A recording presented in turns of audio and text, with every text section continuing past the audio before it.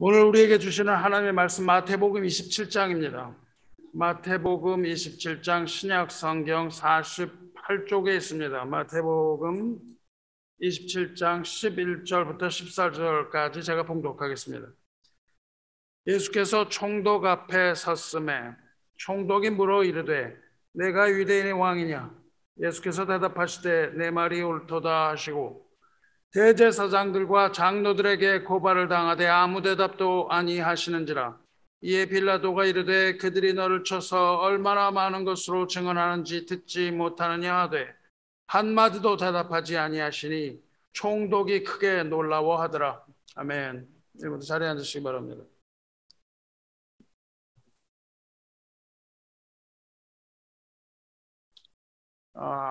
성찬 예배 오신 여러분 주님의 이름으로 환영합니다. 우리 하나님의 말씀과 은혜를 나누겠습니다. 방금 우리가 읽은 이 마태복음 27장은 메시아이신 예수 그리스도의 순환과 죽음의 장입니다. 그 중에서도 예수께서 빌라도의 법정에서 신문을 받으시던 장면이죠. 이 27장을 읽으면 세 종류의 사람들이 나옵니다. 1절로부터 시작하는데 1절 보면 그날 새벽에 대제사장들과 장로들이 모여서 주님을 죽일 모의를 합니다. 그리고 2절에 가면 그들이 주님을 결박해서 빌라도에게 끌고 가서 넘겨줍니다. 이렇게 1절, 2절이 시작을 합니다. 그런데 빌라도의 신문 과정은 3절에서 시작하지 않습니다. 2절에서 빌라도에게 대제사장들과 장로들이 예수를 끌고 가서 세우고 그 이야기는 건너뛰어서 11절에서 시작됩니다. 그리고 2절부터 11절 사이 3절부터 10절까지는 이 재판과 전혀 관계가 없고 상관이 없는 가룟 유다의 자살 사건이 삽입되어 있습니다. 재판에 앞서서 기록된 이 사건, 이 가룟 유다의 자살 사건은 우리에게 두 가지를 이야기해 줍니다. 첫째로 마태는 이 유다의 자살 사건을 통해서 주님의 결백 사실을 증언하고 있습니다. 유다가 스스로 뉘우치고 받았던 은 30을 대제사장들과 장로들에게 돌려주는 장면이 나오죠. 그러면서 가룟 유다가 뭐라고 하냐면 내가 무죄한 피를 팔고 죄를 범하였도다 이렇게 말합니다. 그러니까 지금 재판이 딱 시작되려고 하는 시점에서 마태는 가룟 유다를 통해서 그 가룟 유다가 죄를 범하였고 무죄한 피라는 단어를 사용함으로써 그 재판이 무죄라는 것을 미리 이야기를 합니다. 그런데 그 이야기를 들은 대제사장들과 장로들은 이게 우리하고 무슨 상관이 있느냐, 그리고 내가 당하라 라고 말하고 가룟 유다는 거기서 스스로 목매해 줬습니다.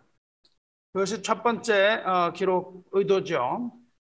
그리고 두 번째로 마태는 거기서 그치지 않고 선지자 예레미야를 통하여 하신 말씀이 다 이루어졌다 그렇게 기록하고 있습니다. 그러니까 이 주님이 지금 받으시는 이 재판이 무죄로 판결나지 않고 유죄로 판결날 것이라는 것을 그 중간에 삽입한 가룟 유다의 기사를 통해서 우리에게 이야기하여 주고 있습니다. 주님의 십자가 고난이 단순히 대적들의 모함의 결과가 아니고 선지자를 통하여 하신 하나님의 말씀에 이미 기록된 것이고 하나님의 영원하신 섭리와 계획 가운데에 필연적으로 지금 이 재판이 진행되고 있고 그것이 거기로부터 유죄 판결이 날 것을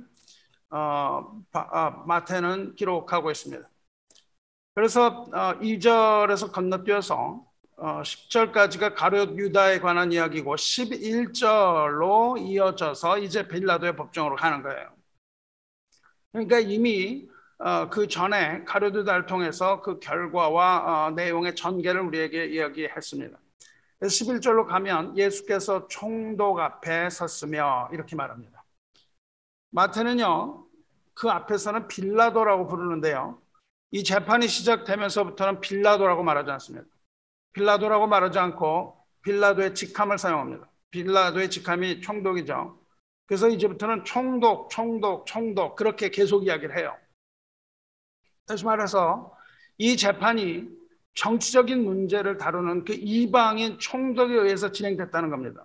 빌라도 한 개인이 아니라 정치적인 음모가 다분히 거기 도사리고 있다는 것을 이야기해줘요. 그렇게 주님께서 빌라도 앞에, 총독 앞에 서셨을 때 총독은 주님에게 단 한 가지 질문을 하죠. 내가 유대인의 왕이냐? 질문합니다. 그리고 예수께서도 오직 한마디만 대답을 하세요. 내 말이 옳도다. 이렇게 하는데 우리말로는 그렇게 긍정적으로 직접적으로 내 말이 옳도다 이렇게 번역을 했지만 그것을 직역을 하면 You said so. 네가 이미 말했다. 네가 이미 말하지 않았느냐? 그렇게 이야기하십니다. 그러니까 이건 굳이 물어볼 필요도 없고 내가 잘 알고 있지 않느냐는 그런 긍정의 답변입니다. 그것을 시인하셨다는 것이죠. 원래 로마의 법정은요, 미국 재판 제도와 비슷합니다. 그래서 로마의 법정은 배심원 제도예요. 배심원 제도인데 재판이 열리면 이제 집행관이 피고한테 질문을 합니다. 그러면 피고가 대답을 하고 또 대답을 한 후에 또 질문을 하고 이렇게 답변을 할 기회를 주고 그것을 질문과 답변을 이렇게 계속 반복을 하다가 최종적으로 배심원들에게 묻는 거예요. 그럼 배심원들이 유죄, 무죄 판결을 내리면 그 후에 이제 집행관이 판결을 내리는 겁니다. 그러한 재판의 과정을 우리가 좀 이해해야 되죠. 그래서 이 총독은 내가 유대인의 왕이냐 이렇게 질문을 하셨는데 그것은 정치적으로 예수님이 yes 대답을 하면 유죄를 인정하는 게 되는 거예요. 그런데 주님께서는 그렇게 유대인의 왕이라는 것을 시인하신 후에 그 다음에 대제사장들과 장로들이 계속 던지는 그 고발의 내용에 대해서는 아무 대답도 하지 않으시는 거예요. 그거 시인만 딱 하고 그 후에는 대답을 하지 않으십니다. 여기서 대제사장은 종교의 지도자들이죠. 그리고 장로들은 백성들의 대표들이죠. 그리고 총독 빌라도는 정치인이고 이방인입니다. 그러니까 정치와 종교와 또 문화적인 어떤 이런 것들 이것들이 다 합력해서 예수님을 공격을 하고 있는 것이죠. 예수님은 사면초가로 이렇게 둘러싸인 바 되었는데 이들은 지금 예수님을 앞에 놓고 재판하고 있는 거예요. 예수님은 혼자 계시고 그리고 모든 사람들이 다 둘러서서 미국의 재판정에 가면은 이 사건이 먼저 벌어집니다. 여러분이 어떤 죄를 져서 가잖아요. 그러면 먼저 배심원을 선정해요. 그래서 범인은 혼자 앉아 있습니다. 혼자 앉아 있고 거기에 배심원의 후보들이 쭉 들어와요. 그리고 피고는 그 변호사하고만 딱 있습니다. 그리고 재판하는 그 재판관이 들어옵니다. 그리고 그 다음에는 피고들을 배심원들을 하나하나 불러서 배심원의 적합성 여부를 따져요. 배심원을 선정을 합니다. 그러니까 죄인 하나를 두고요. 누가 재판할 거야? 이거를 서로 따지고 있습니다. 이 재판의 모습과 현대 여러분이 한번 가보시면 예수님이 당했던 그 고독함과 예수님이 어떤 마음으로 어떤 환경에 있었는지 여러분 잘 알 수가 있습니다. 그 수많은 사람들이 서로 정죄하겠다고 돌아가면서 한 사람을 앞에 놓고 그렇게 하는 그 장면을 한번 보시면 이해가 잘 될 겁니다. 이 대제사장들과 장로들은 내부적으로는 예수님을 신성모독으로 정죄했죠. 하지만 로마 법정에서는 정치범 문제로 다루었습니다. 그래서 예수께서 유대인의 왕인 점을 시인하신다면 그것은 빌라도가 분명 정당하게 유죄 판결을 낼 수 있는 처형 기준이에요. 그러니까 이 재판은 볼 것도 없는 겁니다. 처음에 내가 유대인의 왕이냐? 대답을 하셨죠. 그러니까 왕이라고 시인하는 것은 반역을 꾀해서 이제 로마의 황제의 반역을 꾀해서 유대인이 왕이 되려고 하는 것, 자기가 유대인이 왕이라고 선언하는 것, 즉 반역죄에 해당되는 겁니다. 그리고 반역죄는 사형입니다. 이 점령군 사령관인 빌라도 총독 앞에서 자신이 유대인의 왕이라고 시인하는 것은 곧 로마법에 따라서 자신이 유죄라는 것을 인정하는 꼴이 되는데, 주께서는 그것은 인정하시고 그 후에 모든 고발 내용에 대해서는 아무 말도 하지 않고 침묵하셨습니다. 그러니까 예수님은 내가 왕이다, 그리고는 입을 다무신 거예요. 물론 주님께서는 정치적 의미에서 이들이 말하는 그런 유대인의 왕이라는 의미로 인정하신 것이 아니고 이 세상의 구세주와 메시아임을 인정하신 것이고 이 모든 세상을 통치하실 왕의 신분, 이거를 밝히신 거지만 빌라도는 그것이 무슨 뜻인지 알지 못했습니다. 후에 요한복음에서는 그거를 설명을 합니다. 예수께서 설명을 하세요. 근데 예수께서 이렇게 침묵을 하시니까 빌라도는 예수님의 무죄를 직감합니다. 그래서 예수님에게 또 다시 자기 변론의 기회를 줘요. 계속하면서 왕이라는 것을 부정하라는 느낌을 가지고 기회를 주는 것이죠. 근데 예수께서는 거기에 대하여 한마디 변론도 하지 않으십니다. 그리고 오늘 읽은 기록의 마지막 절은요, 그 모습을 본 총독이 크게 놀라워했다, 이렇게 끝나죠. 총독은 놀랍니다. 여기에서 그 놀라다, 크게 놀라다라는 단어는요, 사우마소라는 단어인데, 사우마소는요 어떤 단어인가, 이걸 우리가 알아야 돼요.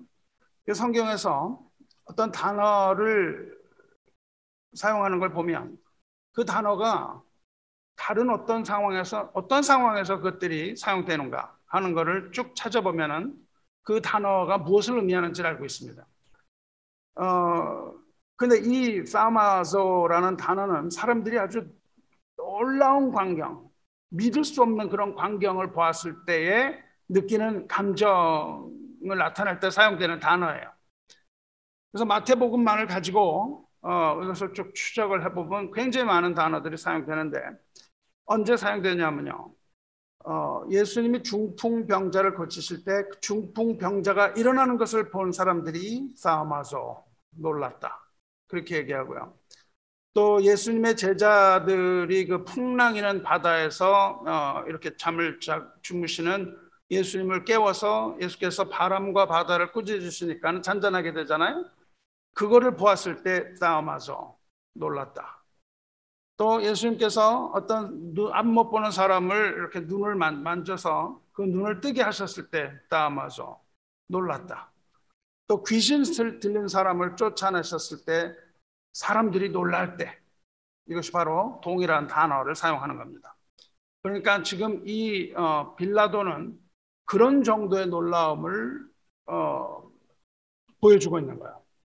총독은 지금 자기 앞에 서 있는 자, 예수님, 이 죽음 앞에서 예수님이 자기 자신을 구하려는 어떠한 시도도 하지 않고 흔들림 없이 자신이 왕이라고 서슴없이 말씀하시는 주님을 보고 두려움에 떨었다, 그런 의미입니다. 이 빌라도가 보았을 때 예수님이 말 못하는 사람이 아니었던 거죠. 예수님께서는 그전에는 아주 수려한 말씀으로 제자들을 깨우치셨습니다. 우리가 산상수훈 이런 것들을 볼 때에 뭐 예수님의 말씀도 말씀이거니와 그 수사학적 의미, 이런 거는 빌라도는 그런 거에 익숙한 사람이잖아요. 논쟁을 하고 뭐 이렇게 해서 이런 거에 아주 익숙한 사람이고 그런 환경을 가지고 살아왔었는데, 예수께서 그러한 말씀들을 하시고 이런 것들을 다 듣고 예수님의 어떤 변론과 능력과 이런 것들을 다 알고 있었는데, 예수님께서는 지금은 아무 말도 하지 않고 침묵하신다는 겁니다. 예수께서 그 전에 하신 모든 말씀은요, 예수님께서 이 침묵하기 전에 하신 모든 말씀은 무엇을 위하여 말씀하셨습니까? 예수께서는 인간을 구원하기 위하여 그 말씀을 다 하신 겁니다. 그 전에 하신 모든 말씀은 복음이고 그것은 인간을 구원하기 위하여 하신 말씀이에요. 이 많은 말씀으로 제자들과 무리를 가르치시던 주님께서 정작 자신을 구하기 위해서는 한마디 말씀도 하지 않으셨다는 거예요. 그러니까 모든 인간을 구하기 위한 모든 말씀이 이제 마지막에 자신을 구하기 위해서는 한마디도 하지 않으셨다는 이 사실을 우리는 여기서 보아야 하는 것이죠. 이것이 바로 왕의 침묵입니다. 이것이 바로 왕만이 할 수 있는 침묵이에요. 온 세상 모든 권세와 권력을 다 가지신 왕이시지만 하지만 지금 그 왕은 침묵을 통해서 이 역사상 전에도 없었고 후에도 없었고 가장 크고 위대한 웅변으로 말하고 계시는 겁니다. 그 침묵으로 모든 자에게 말씀하고 계시는 거예요. 주님은 늘 침묵으로 죄인을 대하셨던 적이 많습니다. 이 죄인을 대하는 이 왕의 침묵, 이 침묵은 영적이고 아주 신비롭고 깊은 침묵인 것을 우리가 알 수 있습니다. 이 침묵은요, 절대자의 무서운 침묵입니다. 절대자가 침묵을 할 때는 두려운 법입니다. 모든 조롱과 악의에 가득한 저주와 그리고 거짓으로 일관된 그 제사장들과 장로들의 그 참소, 거기에 변론하지 않으셨고 예수님은 다만 입을 다물고 침묵으로 그들을 바라보셨어요. 이 사람들은요, 조금 전까지만 해도 그 백성으로 대변되는 장로들로 대변되는 백성들은 호산나를 외치면서 메시아를 영접했습니다. 하지만 단 5일 만에 왕을 십자가에 못 박으라 이렇게 소리쳤고, 그뿐만 아니라 주는 그리스도시요 살아계신 하나님의 아들이라고 고백을 했던 이 제자 베드로는 주님을 3번 부인합니다. 그런데 베드로가 주님을 3번 부인했을 때 예수님께서는 그에게 단 한마디도 하지 않으십니다. 단 한 번의 책망도 하지 않고 예수님께서는 잠잠히 베드로를 바라보셨을 뿐입니다. 한마디도 하지 않으셨어요. 베드로가 주님을 3번 부인하고 통곡하는 그 장면이 있잖아요. 그 장면을 보면요, 3번 부인을 하고 달기 3번 울 때에 예수님께서 베드로를 바라보셨다고 기록이 되어 있어요. 누가복음 22장을 찾아보면요, 주께서 돌이켜 뒤돌아보셨다는 거죠. 이렇게 닭이 3번 오니까 주께서 돌이켜 베드로를 보시니, 베드로가 주의 말씀 곧 오늘 닭 울기 전에 내가 3번 나를 부인하리라 하심이 생각나서 밖에 나가서 심히 통곡하니라, 이렇게 기록이 되어 있습니다. 이 자신을 바라보시는 그 주님의 눈을 본 베드로는 주님이 하셨던 말씀이 생각나서 밖에 나가서 심히 통곡합니다. 이것이 바로 베드로를 통곡하게 만든 왕의 침묵입니다. 예수님이 침묵으로 베드로에게 말씀하신 것이죠. 성도 여러분, 오늘도 마귀는 온 힘을 다해서 주님의 제자들을 우리들을 십자가에 못 박으려고 고소하고 있습니다. 하지만 주님께서는 여전히 이 고소 내용에 대해서 여전히 침묵하고 계십니다. 이 세상이 뒤집어지고 심판이 이루어진 것이 아니고 아직까지도 주님께서는 인내하고 침묵하고 계세요. 그러므로 주님의 제자들은요, 주님을 의지해서 이 침묵에 동참해야 됩니다. 우리는 침묵해야 합니다. 그리고 스스로 그 십자가를 지고 가야 합니다. 주님께서 그 침묵의 위대한 웅변으로 제자들을 대하셨던 것처럼 주님의 제자들 역시 이 침묵의 위대한 웅변으로 세상을 대해야 합니다. 말로만 신앙을 외치지 말고 떠들썩하게 떠날아갈 것 같은 그런 요란을 떨지 말고 우리는 왕의 침묵을 배워야 합니다. 왕의 침묵을 배워서 인내로서 믿음을 지켜내야 합니다. 그리고 이제 침묵하셨던 주님께서 다시 오실 때는 그때는 입을 여실 겁니다.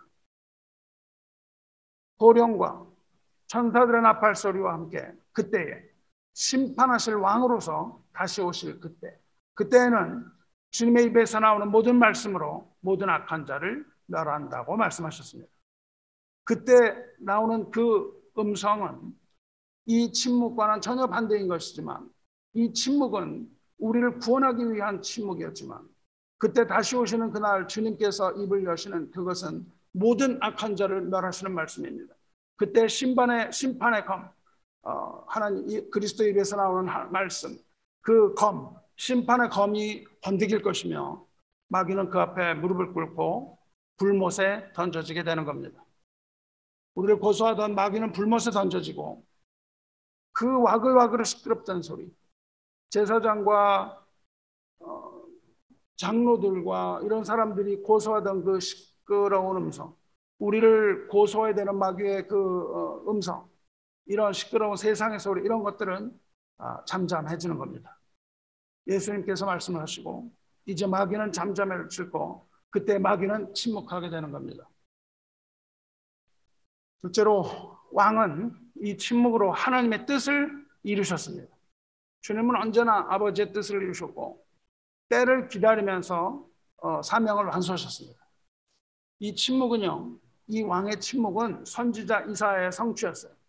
이사야서 53장 7절에 그가 곤욕을 당하여 괴로울 때에도 그의 입을 열지 아니하였으며 마치 도수장으로 끌려가는 어린 양과 털 깎는 자 앞에서 잠잠한 양같이 그의 입을 열지 아니하였도다. 이것의 성취입니다. 예수님께서는 어린 양으로서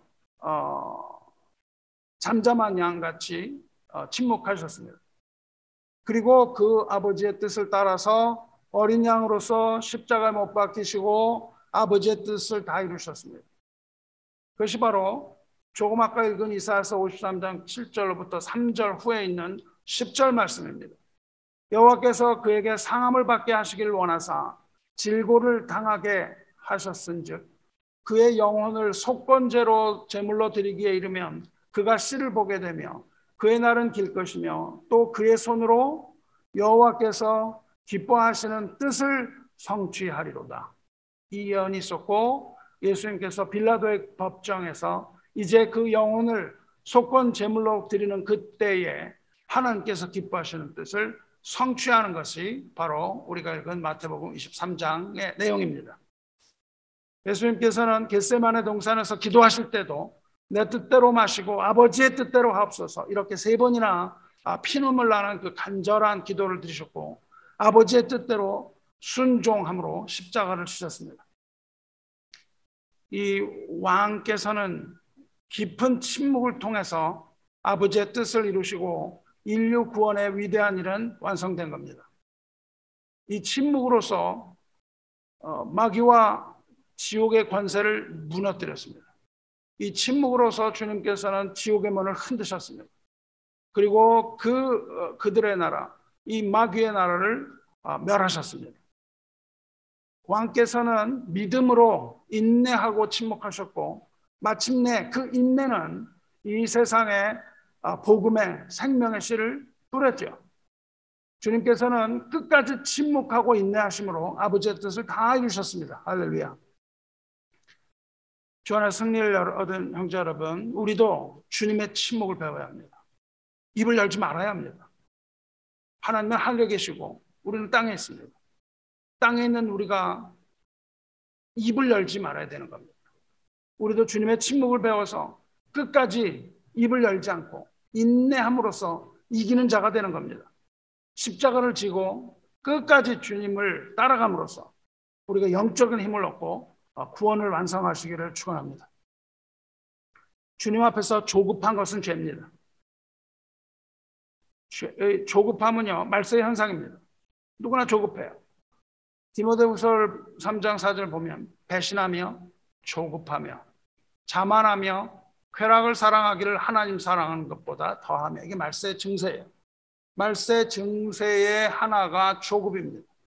배신과 자만과 쾌락 등등과 더불어서 조급함으로 하나님을 떠나지 말아야 합니다. 또 조급함은 어리석음의 거울입니다. 조급한 자는 어리석은 자입니다. 조바심을 내는 거죠.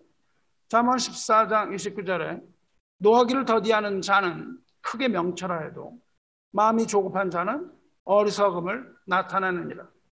형제를 향하여 노하기를 더디하며 참고 인내하는 자가 되시기를 축원합니다. 예수님께서 믿음으로 이렇게 인내하셨던 것처럼 믿음이 있는 자는 인내할 수 있습니다. 믿음이 없으면 인내하지 못해요. 왜냐하면 믿음은 바로 소망을 가져다주는 통로이기 때문입니다. 믿음이 없으면 소망을 얻지 못합니다. 믿음은 소망을 만들어냅니다. 그래서 믿음으로 우리도 믿음을 가지고 인내하여 아버지의 뜻을 이루시기를 축원합니다.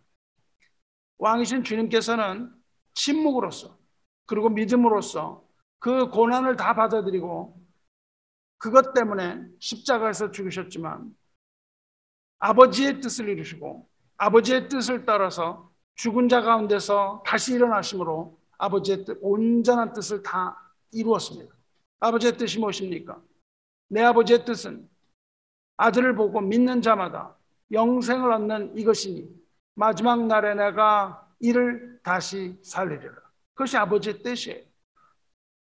예수를 영접하고 믿는 자에게 영생을 주는 것, 그리고 부활하게 하여 영원한 생명을 주시는 것, 이것이 아버지의 뜻이고 그 뜻을 위하여 예수께서 십자가에 죽으신 거죠.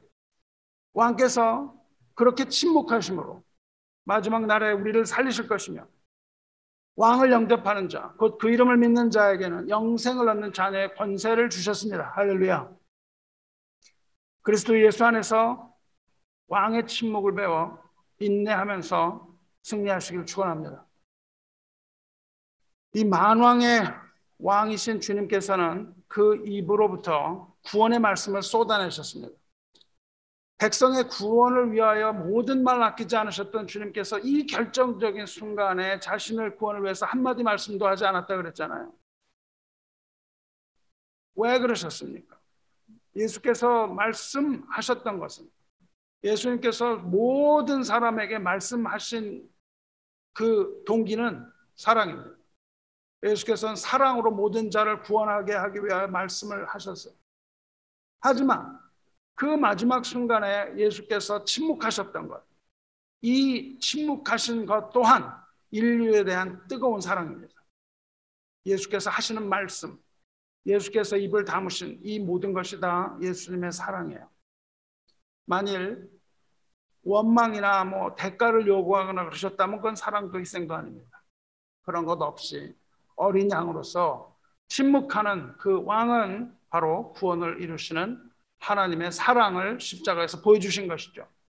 하나님의 사랑은요, 요란하지 않습니다. 하나님의 사랑은 거들먹거리는 그런 사랑이 아니에요. 호들갑을 떨지 않습니다. 예수는 임마누엘 하나님이십니다. 예수님은 우리 가운데 계시는 하나님이세요. 임마누엘 하나님의 사랑은 잠잠한 사랑입니다. 스바냐서 3장 17절에 너의 하나님 여호와가 너의 가운데 계시니 그는 구원을 베푸실 전능자시라. 그가 너로 말미암아 기쁨을 이기지 못하시며 너를 잠잠히 사랑하시며 너로 말미암아 즐거이 부르며 기뻐하시리라 말씀하셨습니다. 백성을 구원하시는 왕은 전능자이시며 그 전능자의 사랑은 잠잠한 사랑입니다. 만왕의 왕이 백성의 구원을 기뻐하며 기꺼이 십자가에서 죽으셨습니다. 이 깊은 침묵은 잠잠히 사랑하시는 왕의 사랑입니다. 예수께서 말이 모자라거나 능력이 부족해서 죽으신 것이 아니라 인류의 모든 죄를 다 짊어지고 묵묵히 어린 양의 길을 걸으셨습니다. 그리고 주님은 지금도 하나님 우편 앉아 계셔서 우리를 변론하고 계십니다. 침묵의 변론, 우리가 듣지 못하는 것 같은 그 침묵의 변론이지만 그것은 뜨거운 사랑의 웅변이며 우리를 살리는 능력의 극대치입니다. 비록 우리가 예수님의 그러한 음성이 들리지 않는다 할지라도 그 침묵은 하나님을 움직이는 침묵이며 또한 우리를 구원하시는 침묵입니다. 귀하고 뜨거운 사랑, 이런 사랑은 말이 없습니다. 예수님께서 그 간음하다가 잡혀온 여인, 그 여인을 주님은 사랑하셨습니다. 돌에 맞아서 죽을 수밖에 없던 그 여인을 구하실 때요, 주님은 침묵하셨습니다. 너희 중에 죄 없는 자가 먼저 돌로 치라 이야기하시고요, 그 다음에 그 한 말씀만 하시고 침묵하셨습니다. 침묵하고 오직 손가락으로 땅에 글을 쓰셨습니다.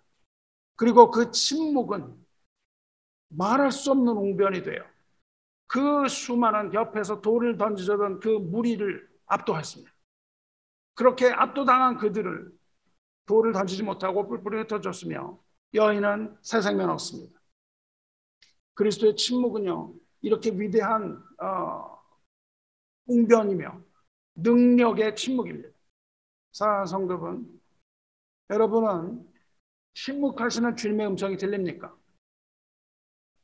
만약 저와 여러분이 영적으로 깨어있다면 우리는 주님께서 지금 말씀하고 계시는 이 침묵의 소리를 들을 수가 있습니다. 이 침묵의 소리를 들어야만 하는 겁니다. 왕의 침묵을 듣는, 영적으로 깨어있는 성도 여러분 되시기를 주님의 이름으로 축원합니다. 말씀을 맺겠습니다. 자기를 부인하고 자기 십자가를 지고 주님을 따라가는 제자라면 마땅히 주님의 음성을 들어야 합니다. 주님의 음성을 들어야 주님을 따라가는 거예요. 양 우리에서 목자가 양을 꺼내 놓았을 때 양의 음성을 아는 거로 그 음성을 듣고 따라가는 거예요. 그것이 바로 제자입니다. 목자를 따라가는 자들이 제자예요. 목자를 따라가지 않으면 제자가 아니고 예수를 따라가지 않으면 구원이란 없습니다. 우리가 예수님의 제자로서의 삶을 살지 못한다면 우리에게 구원은 결단코 없는 거예요. 왜냐하면 예수님을 따라가지 않고 다른 곳을 가기 때문에. 우리가 생각하는 엉뚱한 방향으로 가면 구원이 없습니다. 제자, 성경이 말하고 있는 제자도의 삶을 살아야만 하는 겁니다. 예수를 믿고 그리스도를 영접한 자는 그런 삶을 살게 되어 있는 것이 성경의 원리입니다. 그래서 우리는 예수님의 이 음성을 들어야 되는 거예요. 필히 이 음성을 들어야만 우리는 구원 얻는 겁니다. 주님의 음성을 듣지 못한다면 우리는 구원을 얻을 수가 없습니다. 왜냐하면 어디로 가야 하는지 알지 못하기 때문이에요. 그런데 주님의 이 침묵, 이 아주 영적이고 신비로운 이 왕의 침묵에서 그 장엄한 하나님의 음성을 들으시기를 주님의 이름으로 축원합니다. 그 장엄한 음성, 메시아의 이 사랑의 음성을 들으시길 축원합니다. 자기 피를 흘려서 값없이 구원하시는 어린 양의 그 사랑의 목소리를 들으시기 바랍니다. 인내로서 오직 아버지의 뜻을 이루시는 그 하나님의 독생자의 음성을 들으시기를 주님의 이름으로 축원합니다. 이제 우리가 예수 그리스도의 제자가 되어 제자의 길을 걸어간다면 주님의 사랑과 주님의 뜻을 본받아서 불평하고 요란하고 신앙을 떠드는 그런 자가 아니라 묵묵히 주님을 따라가며 주님께 충성을 다하는 그 주님의 제자의 길을 걸으시기를 거룩하신 왕 예수 그리스도의 이름으로 축원합니다. 함께 기도하겠습니다. 하늘에 계신 하나님 아버지, 하늘과 땅의 모든 권세를 가지신 왕의 침묵을 보았나이다. 그리고 또 그 침묵의 소리를 들었나이다. 온 우주의 권세로도 이길 수 없는 왕의 능력을 가지시고도 아버지의 뜻을 따라 아버지의 공의와 사랑을 이루시고 인류 구원의 큰 뜻을 이루신 주님의 사랑과 인내와 믿음을 보았나이다. 이제 우리들의 귀를 열어주셔서 주님께서 침묵으로 말씀하시는 그 권능의 말씀을 듣게 하시고 소리 없는 메아리와 같이 하나님의 크신 사랑의 음성을 듣게 하여 주시옵소서. 주님께서 십자가에서 보이신 그 사랑의 음성이 우리의 귀에 울릴 때 주님의 사랑을 깨달아 알게 하시고 주님께서 잠잠히 사랑하시며 기뻐하시는 것 우리가 알았사오니 주님의 사랑이 우리의 사랑이 되게 하여 주시고 주님의 기쁨이 우리의 기쁨이 되게 하여 주시옵소서.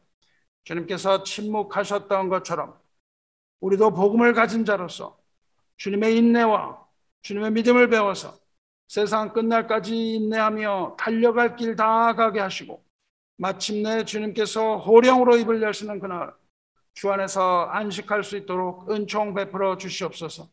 오늘도 왕이신 주님을 따라 하나님의 나라에 가고자 하오니 이 시간 우리와 함께 하여 주시옵소서. 우리를 사랑하셔서 끝까지 침묵하신 만왕의 왕 우리 주 예수 그리스도의 능력의 이름으로 간구하며 기도드리옵나이다. 아멘.